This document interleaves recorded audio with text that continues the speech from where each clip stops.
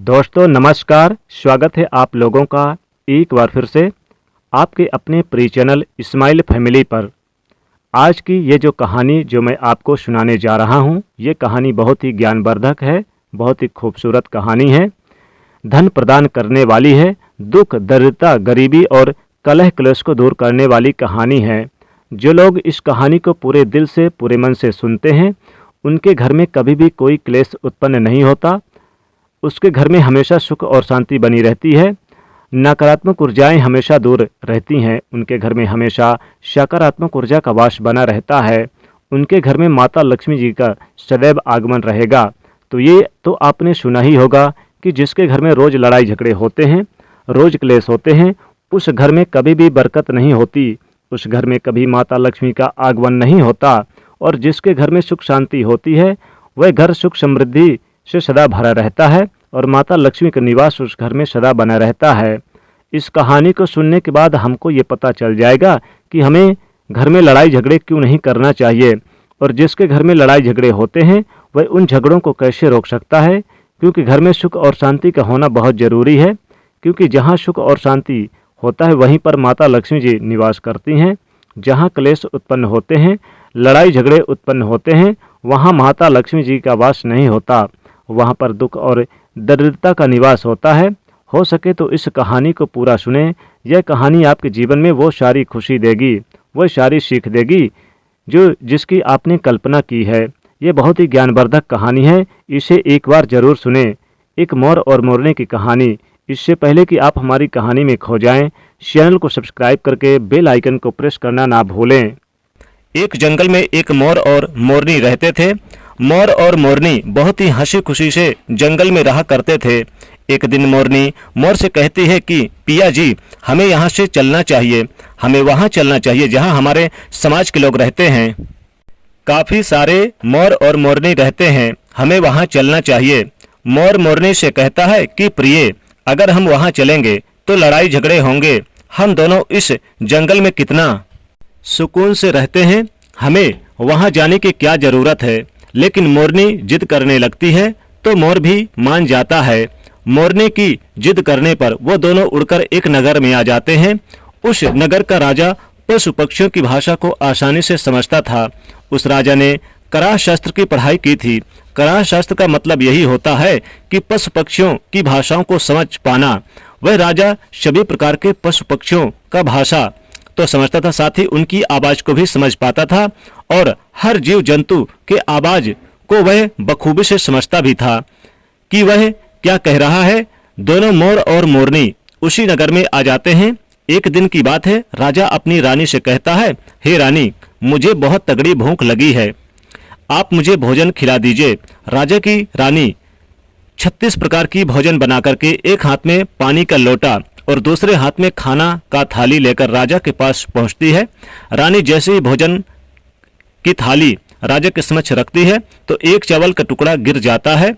वहीं पे कुछ चींटियां घूम रही थी तो एक चींटी चावल के टुकड़े लेकर वहां से जाने लगती है। राजा बैठा इस घटना को देख रहा था।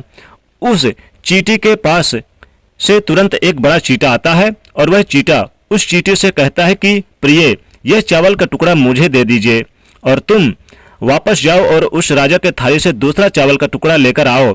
उनकी बातों को राजा पूरी तरह से सुन रहा था, क्योंकि राजा हर जानवर पशु पक्षियों की भाषाओं को समझ सकता था। तो राजा वहीं पर बैठा सुन रहा था कि चींटा चींटी से यह बात कह रहा है। चींटी चींटा से कहती है, नहीं, मैं नहीं जाऊंगी, अगर ये बात राजा को पता चल जाएगी तो राजा मुझे मार देगा। फिर चींटी चींटा से कहता है कि तुम जाओ, राजा को नहीं पता चलेगा। चींटी फिर जाने की कोशिश तो करती है, लेकिन आधे रास्ते से वापस चली आती है और चींटी से कहती है, नहीं, मैं नहीं जाऊंगी, हो सकता है राजा को पता चल जाए, राजा मुझे मार दे। राजा उस दोनों को देख रहा था और ये सारी बातें सुन रहा था। चींटा को इस बात का यानी कि मान हो जाता है कि राजा हमारी बात को समझ रहा है और सुन भी रहा है। चींटा फिर से चींटी से कहता है कि देखो, लगता है राजा हमारी बात को समझ रहा है, राजा ने हमारी बातों को सुन लिया है, इसलिए वह हमें ही देख रहा है। चींटी चींटा से कहती है, अगर राजा ने हमारी बातों को सुन लिया, अगर ये बात राजा किसी और को बताएगा तो उसी समय पत्थर का बन जाएगा। राजा चींटी और चींटी की बात को बखूबी से सुन लेता है और समझ लेता है। राजा इस बात को सुनकर हंसने लगता है। राजा की हंसी आने लगती है। राजा जोर जोर से हंसने लगता है। जैसे ही राजा को हंसी आती है, उधर राजा की रानी रसोई से बाहर आती है और जैसे ही रसोई से बाहर निकलने पर राजा उसे हंसता हुआ दिखाई देता है। रानी राजा को हंसते हुए देखकर सोचने लगती है कि शायद मुझसे कोई गलती हुई है, इसलिए राजा साहब हंस रहे हैं। रानी राजा के पास आती है और कहती है कि हे महाराज, क्या मुझसे कोई भूल हो गई, कोई पाप हुआ, क्या मुझसे कोई गलती हुई कि आप इतने जोरों से हंस रहे हैं? राजा रानी से कहता कि नहीं नहीं, ऐसी कोई बात नहीं है, मुझे बस यूं ही हंसी आ गई। रानी जिद करने लगती है और कहती है कि आपको मुझे बताना ही पड़ेगा, आप क्यों हंस रहे थे? राजा बार बार मना करता है, क्योंकि राजा को पता था, क्योंकि चींटी ने कहा था कि अगर मैंने चींटी वाली बात किसी को बताऊंगा तो मैं पत्थर का हो जाऊंगा, इसलिए राजा रानी को यह बात नहीं बताना चाहता था। लेकिन रानी बार बार जिद करती है और कहती है कि आपको मुझे बताना ही पड़ेगा, आप क्यों हंस रहे थे? अगर आप मुझसे सच्चा प्रेम करते हैं, अगर आप मुझे अपना रानी समझते हैं तो आपको ये बताना ही पड़ेगा, आप क्यों हंस रहे थे? अब राजा बड़ा धर्म संकट में पड़ जाता है। राजा सोचता है कि अगर मैं ये बात रानी को बताता हूं तो मैं पत्थर का बन जाऊंगा, और फिर सोचता है कि अगर मैं नहीं बताता तो रानी का विश्वास खत्म हो जाएगा। रानी बहुत ही जिद करने लगती है। कहते हैं कि त्रिया हट और बाल हट बहुत तगड़ी होती है, इन दोनों हट से हमेशा बच के रहना चाहिए। रानी के त्रिया हट के सामने राजा को झुकना पड़ता है। रानी के त्रिया हट के सामने राजा को झुकना पड़ा और रानी से कहता है कि ठीक है, अगर मैं ये बात मैं आपको बताऊंगा तो बाद में आपको पछताना पड़ेगा। रानी कहती है कि अभी तो आप कह रहे थे कि कोई बात नहीं है, अभी आप कह रहे हैं कि मुझे पछताना पड़ेगा। रानी कहती है कि जरूर कुछ तगड़ी बात है, और रानी और ज्यादा जिद करने लगती है। तब राजा कहता है कि ठीक है, अगर आप नहीं मान रही तो चलिए मैं किसी जंगल में आपको ये बात बताऊंगा। राजा रानी रथ पर सवार होकर जंगल के लिए निकल पड़ते हैं। जैसे ही वो घनघोर जंगल में पहुंचते हैं तब राजा सारी बात रानी को सुनाने लगता है। जैसे ही राजा थोड़ी थोड़ी बात रानी को सुनाता है, वैसे वैसे वो धीरे धीरे पत्थर का बनता चला जाता है। जैसे राजा आधी बात रानी को सुनाई, वह आधा पत्थर का हो गया। राजा फिर रानी से कहता है, रानी धीरे धीरे पत्थर का मैं बनता जा रहा हूँ, तुम बाद में बहुत पछताओगी। रानी कहती है कि हे राजा साहब, हे महाराज, थोड़ी सी बात बची है, आप उसे भी सुना दीजिए। राजा पूरी बात बता देता है। वह राजा पूरा पत्थर का बन जाता है। रानी के इस जिद के कारण राजा पूरा पत्थर का बन जाता है। रानी रोने लगती है। रानी उस पत्थर को हिलाने की कोशिश करती है, लेकिन भारी भरकम पत्थर कैसे हिला पाए, क्योंकि राजा बहुत ही भारी था। राजा पत्थर का बन जाता है और उधर रानी सर पटक पटक कर छाती पीटने लगती है, विलाप करने लगती है, हर किसी जीव जंतु से सहायता के लिए गुहार लगाती है। इन सब कहानी को मोर और मोरनी बखूबी से देख रहे थे और आंखों से देख रहे थे। अपनी रानी के विलाप को देखकर मोर मोरनी को दया आ जाती है। मोर मोरनी से कहता कि हे प्रिय, ये होता है त्रियाहट, आपके इसी त्रियाहट की वजह से हम जंगल यानी उस जंगल में कितना खुशी खुशी रह रहे थे, वहां से हम यहाँ चले आए। मोरनी मोर से कहती है कि हे प्रिय, ये रानी बहुत दुखी हो रही है, हो सके तो इसकी सहायता जरूर करनी चाहिए। ये इतना विलाप कर रही है कि इसकी तो ज्यादा सहायता नहीं कर सकते, लेकिन कम से कम इसको धीरज तो दे ही सकते हैं, यानी इसको विश्वास तो दिला ही सकते हैं। यही सोचकर मोर और मोरनी उस रानी के पास जाते हैं और जाकर के रानी से कहते हैं कि रानी साहिबा, जो हुआ सो गलत हुआ, लेकिन जरा आप धीरज रखिए, अपने आप को थोड़ा संभालिए, आपके पीछे पूरा राज्य है, राजा तो पत्थर का हो चुके हैं, अब आपके राजा के कारोबार कौन संभालेगा। रानी मोर मोरनी की बात सुनने के बाद कहती कि भाई मोर मोरनी, मैं अपने आप को कैसे संभालूं, क्योंकि अब तो मेरा संसार ही उजड़ गया है, क्योंकि मेरा पति परमेश्वर पत्थर का बन गया है, अब मैं क्या करूं। रानी की यह बात सुनते ही उधर मोरनी के मुख से यह निकल जाता है कि राजा पत्थर के कैसे हो गए। राजा तो इंसान थे, अच्छे भले थे, लेकिन ये पत्थर के कैसे हो गए। रानी वही बात बताने लगती है जो राजा ने चींटी वाली बात रानी को बताई थी। रानी वही बात मोर और मोरनी को बताने लगती है और रानी धीरे धीरे करके पत्थर का बन जाती है। और जब रानी पत्थर की हो जाती है और राजा तो पत्थर का पहले ही हो चुका था, जब दोनों पत्थर के हो जाते हैं, उधर मोर मोरनी को चिंता सताने लगती है। उधर मोर और मोरनी बहुत ही दुखी हो जाते हैं। मोर मोरनी को यह चिंता सताने लगती है कि विपत्ति हम पर किसी भी समय आ सकती, क्योंकि राजा भी उसी चींटी वाली बात से पत्थर हो चुका था और रानी भी उसी चींटी वाली बात से पत्थर की बन चुकी है। मोर मोरनी से कहता है कि हम पर एक खतरा मंडरा रहा है, क्योंकि तुम स्त्रियों से कोई भी बात छिपती नहीं है।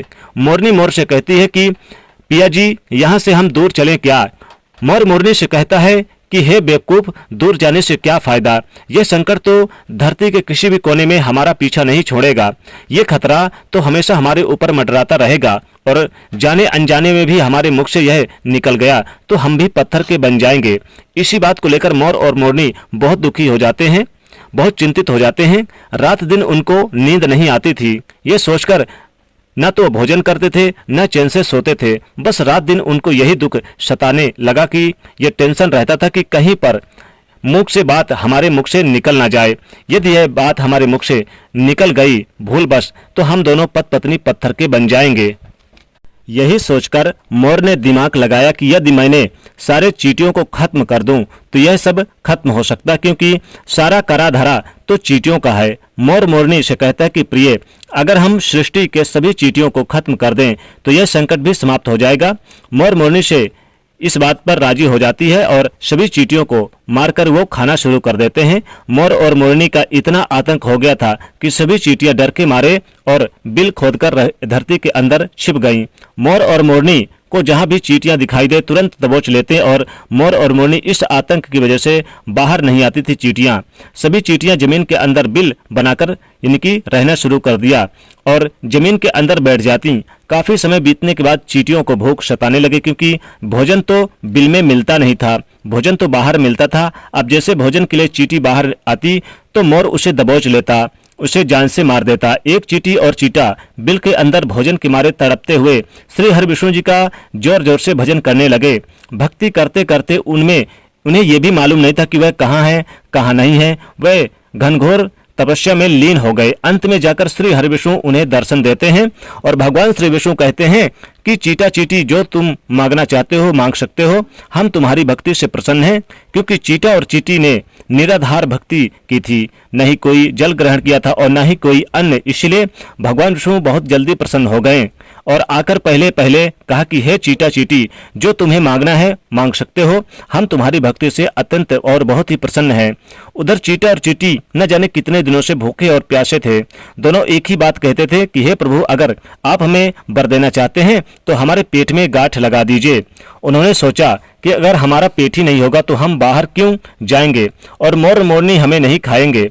इसलिए उन्होंने मांगा है कि हे प्रभु, हमारे पेट में गांठ लगा दीजिए। भगवान विष्णु कहते हैं तथास्तु, और चींटियों के पेट में गांठ लग जाती है।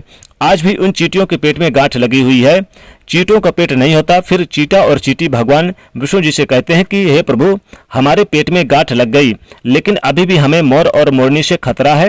मोर और मोरनी हमारे इंतजार अभी भी ऊपर जमीन पर बैठे हैं और वो लोग हमें जैसे ही देखेंगे हमें मार देंगे।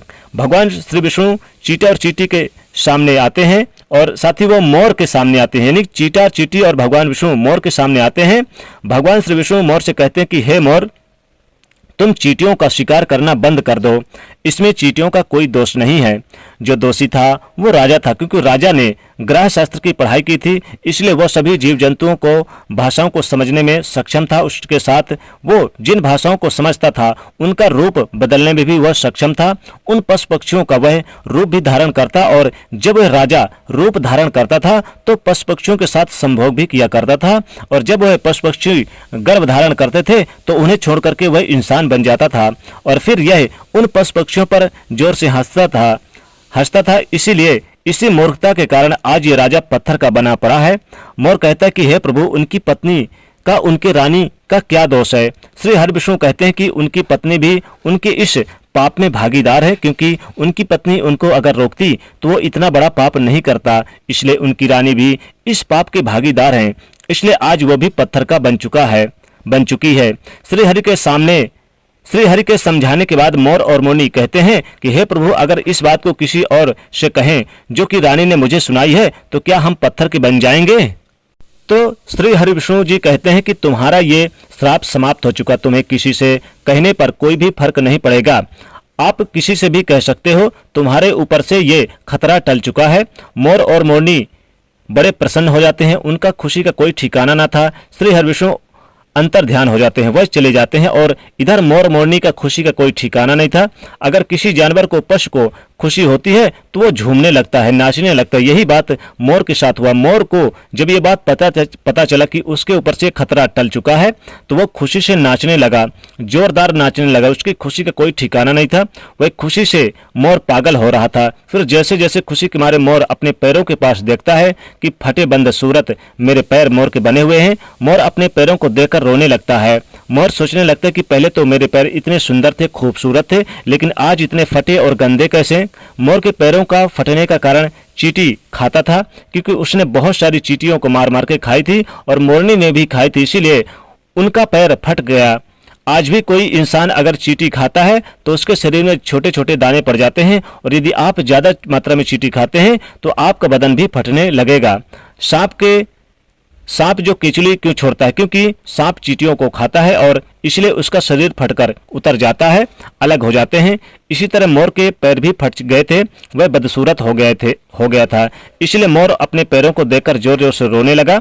मोरनी और मोर को धीरज रखवाती है और कहती है कि जो हुआ सो हो गया, रोने से क्या होगा, और नाचता है। और फिर मोर जोर से नाचता है और रोता है, इसलिए उसके आंखों से आंसू के धारा बह रहे थे। मोरनी मोर को धीरज रखवाती और उसके आंसुओं को नीचे गिरने से रोकती, लेकिन रोक नहीं पाती। मोरनी के हाथ तो थे, लेकिन उनके अपनी चोंच से एक एक, यानी कि उसके हाथ तो थे नहीं, उसके पैर थे तो हाथ नहीं थे, इसलिए वो अपनी चोंच से एक आंसू को उठाती और अपने मुख में रखने की कोशिश करती, लेकिन कितना भी मुख में रखती सीधे मोर के पेट में चला जाता। इस तरीके से हर बार मोरनी मोर के आंसुओं को रोकती और मोर नाचता और खूब जोर जोर से रोता। मोर के आंसुओं को देखकर, मोरनी के प्यार को देखकर भगवान श्री हरिविष्णु जी दर्शन देते हैं और मोर मोरनी को आशीर्वाद देते हैं और कहते हैं कि तुम्हारा प्रेम ऐसे ही सदा बना रहे। इस आशीर्वाद की वजह से, अब इसे आशीर्वाद समझिए या श्राप, इसकी वजह से मोर कभी भी संभोग नहीं कर पाता, क्योंकि मोर जब नाचता है उसके आंखों से आंसू गिरते हैं और उन आंसुओं को मोरनी पीती है और उसी आंसुओं के कारण मोरनी गर्भवती हो जाती है। भगवान श्री हरिविष्णु जी मोर और मोरनी को आशीर्वाद देते हैं और कहते हैं कि तुम्हारी भक्ति धन्य है और तुम धन्य हो। एक समय ऐसा भी आएगा कि तुम्हारे पंख को हम मुकुट बनाकर धारण करेंगे। इसलिए कहते हैं कि जब श्री कृष्ण जी के रूप में श्री हरि धरती पर आते हैं तो वह मोर का पंख अपने मुकुट पर धारण करते हैं। इस कहानी में बस इतना ही। हम उम्मीद करते हैं कि आपको इस कहानी से कुछ सीखने को मिला होगा। तो दोस्तों, वीडियो को लाइक कर दीजिएगा, शेयर कर दीजिएगा और चैनल को सब्सक्राइब कर लीजिएगा। जय माँ लक्ष्मी।